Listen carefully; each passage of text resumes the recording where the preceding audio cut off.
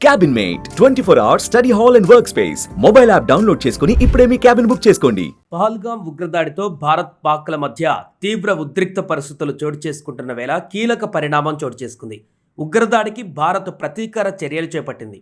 మంగళవారం అర్ధరాత్రి 1:44 ఆపరేషన్ సింధూర్ పేరుతో పాకిస్తాన్లోకి ఉగ్ర స్థావరాలపైన భారత సైన్యం మెరుపు దాడులు చేపట్టింది. భారత ఆర్మీ, ఎయిర్ ఫోర్స్, నేవీ బలగాలు సంయుక్తంగా ఈ దాడిని నిర్వహించాయి. మిసైళ్లతో లక్ష్యాలపైన విరుచుకుపడ్డాయి. పాక్ ఆక్రమిత కాశ్మీర్తో పాటు పాకిస్తాన్లోని ఉగ్ర మౌలిక సదుపాయాలను ధ్వంసం చేశాయి.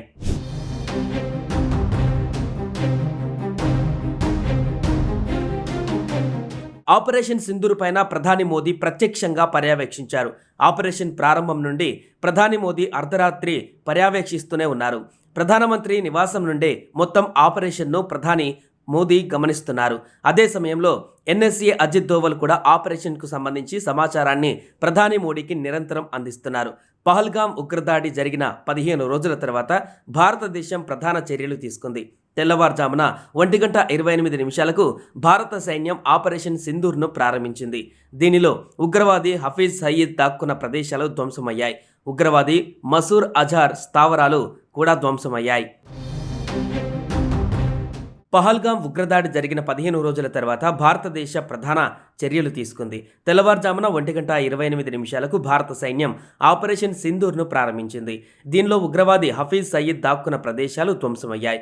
ఉగ్రవాది మసూద్ అజార్ స్థావరాలు కూడా ధ్వంసమయ్యాయి.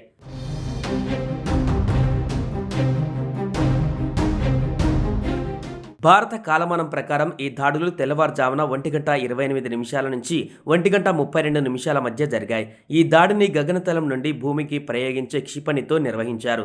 పీఓకే ప్రజలు తెలిపిన వివరాల ప్రకారం రాత్రిపూట పెద్ద పేలుళ్ల శబ్దాలు వినిపించాయి. భవనంలో మంటలు చెలరేగుతున్నాయి. భారత సైన్యం ఈ దాడికి ఆపరేషన్ సింధూర్ అని పేరు పెట్టింది.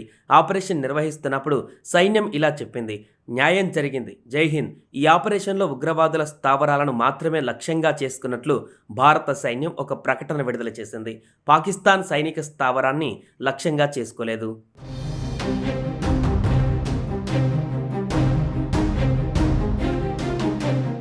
పాకిస్తాన్లో దాడి తర్వాత భారత జాతీయ భద్రతా సలహాదారు అజిత్ దోవల్ కూడా అమెరికా ఎన్ఎస్ఏతో మాట్లాడారు. దీని గురించి ఆయన సమాచారం ఇచ్చారు. భారత సైన్యం ఖచ్చితంగా లక్ష్యంగా చేసుకుని ఉగ్రవాదుల స్థావరాలను మాత్రమే ధ్వంసం చేసిందని అజిత్ దోవల్ ఒక ప్రకటన విడుదల చేశారు. భారతదేశం ఈ చర్యపైన అమెరికా అధ్యక్షుడు డొనాల్డ్ ట్రంప్ మాట్లాడుతూ, ఇదంతా త్వరలోనే ముగుస్తుందని నేను ఆశిస్తున్నాను. ఈ దాడి గురించి అమెరికాతో పాటు బ్రిటన్, రష్యా, సౌదీ అరేబియా, యుఏఈలకు కూడా భారతదేశం సమాచారం అందించింది. ఈ దాడి తర్వాత భారతదేశం దాడి చేసిందని పాకిస్తాన్ కూడా అంగీకరించింది. భారతదేశం దాడి తర్వాత పాకిస్తాన్ ప్రధాని షాబాజ్ షరీఫ్ రాత్రి అత్యవసర సమావేశం ఏర్పాటు చేశారు. తదుపరి సమావేశం కూడా ఉదయం 10 గంటలకు జరుగుతుంది. భారత సైన్యం కనీసం 5 ప్రదేశాలను లక్ష్యంగా చేసుకున్నట్లు షాబాజ్ షరీఫ్ అంగీకరించారు. భారతదేశం చేసిన దాడికి పాకిస్తాన్ తప్పకుండా స్పందిస్తుందని ఆయన అన్నారు.